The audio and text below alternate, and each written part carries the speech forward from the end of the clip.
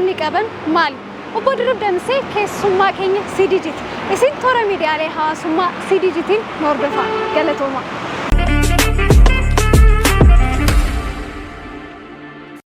Daawwattoota keenya akkam jirtu isiniin jennaa kun keessummaa CDGT keessummaan keenya har'aa pirezidantii waldaa Maccaa fi Tuulamaa Obbo Dirribii Damseetii baga nagaan nu argamtan.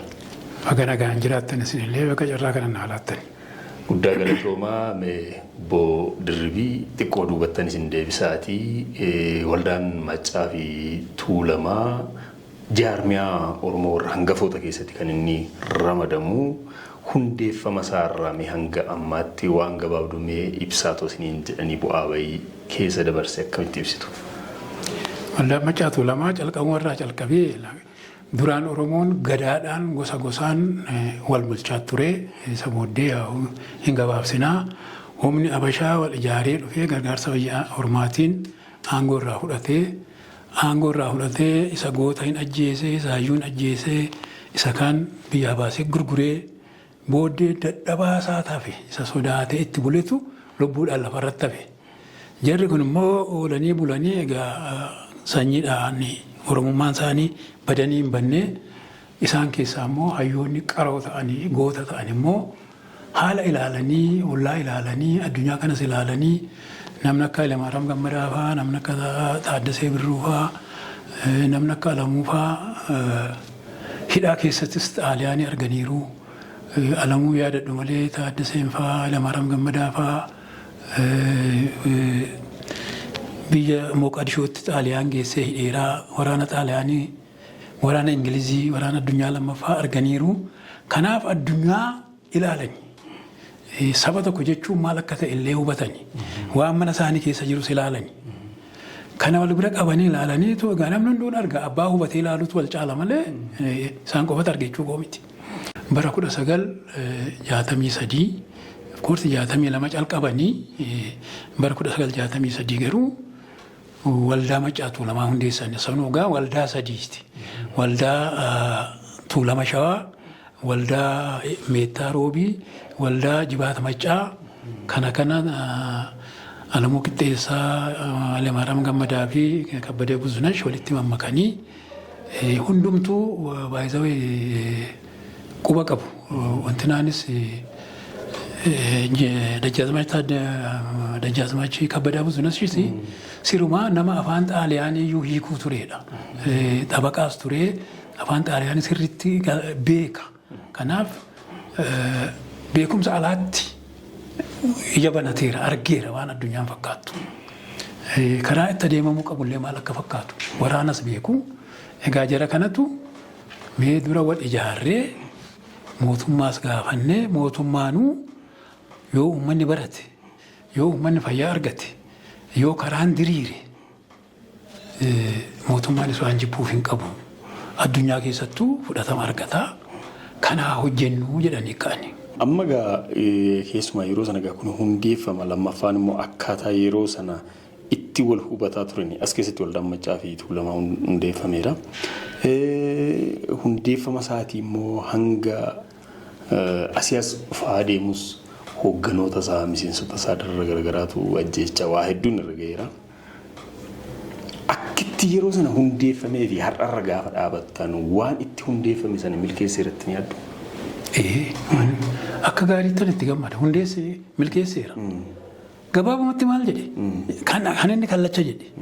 Karaan haa ba'u, manni yaalaa hojjetamu, barumsaa dagaagu. Kan ammoo uumamatu godhata. Oromoodhumatu walitti buufneet wal gargaarreet lafa keenyarraas qabeenya keenyarraas kennineetu dagaagsinaa jedhame. Kanaaf itti seenani akka balaa qabu beeku garuu lolaan itti deemna jedhan miti. Akka kanaan har'a manni barumsaa bakka inni hin jirre hin jiru. Oromoon har'a kitaaba meeqa barreessaa kun isinuu televezyiiniidhaan kun hundumtuu bu'aa achii dhufeedha. Inni ijoolleen nuuf haa geessu jedhan illee bara hin geesse ijoolleen.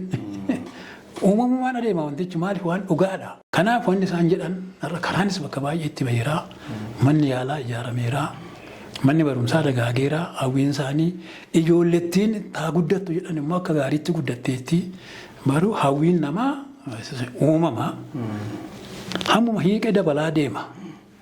Gaafa makiinaan dhufe tiraafikii wajjin dhufe. Gaafa awurooppilaaniin uumamu siviil aviyeeshinii wajjin dhufe. Kanaaf gaaffiin sun akkuma sana adeema. Gaafa kompiitarri dhufe immoo maaltu dhufe? Filaash diisk, vaayirasi kanatu wajjin dhufe. Waan tokko dhufu waan tokko qabatee dhufa waan tokko bakka bu'a. Haala kanaan hundeen ishee garuu adeemaatuma jirti. Oromoon tokko ta'ee wal faana ijaaramee wal gargaaree kana dura namni inni Harar jiru ani Hararge ituma banna ofiin jedha. Sanu qottu ofiin jedha kan si gaddisiisu. Isa dhiisee ani Oromo. Inni Gujii jirus, inni Wallagga jirus, inni Kamisee jirus Oromoodha ani ofiin jedheera. Kun waan guddaadha wanta isaan itti yaadan keessaa. Naa kun egaa akka gaariitti adeemee jedhan. Haa ta'u gama biraatiin immoo keessumaa waggoottan dhiyeenya as naannoon keenya rakkoo nageenya hammaataa keessa kan inni jiru. Inni kun dararri kun hawaasa keessatti rifaatuu guddaa gadda guddaa yeroo hundammoo yaaddoo ta'eera jiraachuudhaafu jechuudha. Isa kana mee akkamitti ilaaltu rakkoo nageenya naannoo keenyatti waggoottan darban kana hawaasa keessa jiru kana mee akkamitti ilaaltu? Namni akka malee du'aa jira, manni gubataa jira. Daa'imni mana barumsaarraa gara caaluutiin baratu barama daa'imni kun. Rakkoon kun ganaa waggaa 50 waggaa 60 har'aa namni yeroo sana silaa doktora maal ta'u maayyimiidha. Jireenyi immoo akka durillee yeroo loon tiksinu lafti jiraatee achillee loon isin tiksu magaala dhufaa.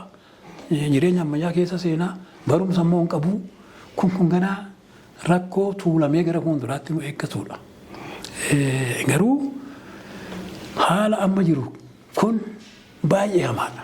Isa kaan caalaa. Maa wal ajjeefnaa? Maa afaan qawweetii walitti dubbannaa? Maaliif teenyee akka namaatti walitti hin dubbannu? Adda addummaa qabaanne.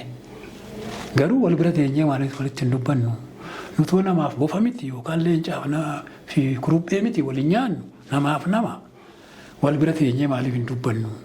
Jedhanii walitti dhiyaatanii dubbachuun mootummaarraa eegama. Odoo mootummaan immoo akka kanatti fedha qabaatee agarsiise immoo jaarsoliin biyyaa immoo itti seennee waan tokko hin yaalla. Mee kanarratti kan hin jedhu biyyoota kakkaanitti yeroo kan dhagahamu amma jaarmiyaaleen aadaas haa ta'u kan siivilii hawaasaa kuni baay'ee cimoodha aktiiviidha kanarratti isaantu waan kana hojjetaa dhimmoota garaagaraa hojjetu.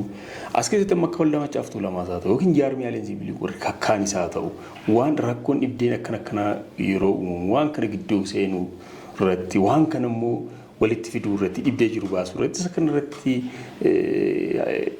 baay'ee mul'atu maaliif akka biyya keenyaatti? Mul'atu duubatti hafiinsis jira. Mootummaanis akka biyya ormaa kanaatti miti. Biyya ormaatti barbaadde hiriira baateet bookiftee galta. Biyya kanattuu abbaan ba'u jira. Abbaan baanee jira malee. Yoo Oromoo ta'e hin ba'u malee warri kaan hin ba'a. 2004 akkuma faranjiitti akkan jalqabe so'anaan fixaa. Yeroo asii dirree masqalaatti hiriira baanu nu dura. Waldaan warri humna galaanaa Itoophiyaa paartiin Ihaappaa tokko immoo iduu natti fakkaata. Jarri kun hunduu torban tokko sarraatanyaa maabariin torban tokko masqala addabaabayii mormii taa'aa turan. Yeroon sun bara yaadigi. Garuu gaafa waldaan Maccaa Tuulamaa bahu utuu nu achi hin gahiin Matarajasiin Girnoovii fi taankiin wanni sana keessa guutee nu eege. Humaayyuu hin jenne nuyi. Barreeffannee mootummaa naannoo Oromiyaatti, waajjira muummee ministeeraatti, bulchiinsa magaalaa Finfinneetti naannoo nama 100,000tu ta'a. Finfinnee irraa buqqa'uu hin qabnu. Teessoo mootummaa naannoo Oromiyaa Finfinnee irraa Adaama ta'uu hin qabnu. Ta'uu hin qabu. Kanuma dhageessifachuu barbaadna. Karaa nagaa jennee dhaqne. Utuu achi hin gahin Girnooviin bakka meeqatti abbaan sansalataa kun maramee nu eegee achumatti naannawaamanii morma na qabanii na gugsanii yeroo isaan fudhanii gara lagaatti na diddichiisan kabbadee firrisaa waan isarra gahu anarra isaa gahu hidhee tasumaan wayyaa kana asirraan qabatee kabbadee calqaba jirmaan adda kana dha'anii dhiiga isaan natti faca'e. Isa nyachitti lafaan dha'anii Mangistuu Jaalataa fa'aa nama waggaa 75 umurii koo har'aa caalu.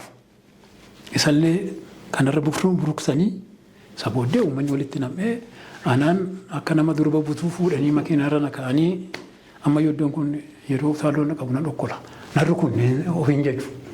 Narra taa'anii jalaan sibiilli jira asirraan narra taa'anii utuma dhiyyuu kaasaanchisitti geessanii poolis dhaabaa tokkotti nagatanii achi maakkalaabii dhaqnee achi uummanni achis dhufee akka ta'etti kemne achirran turu.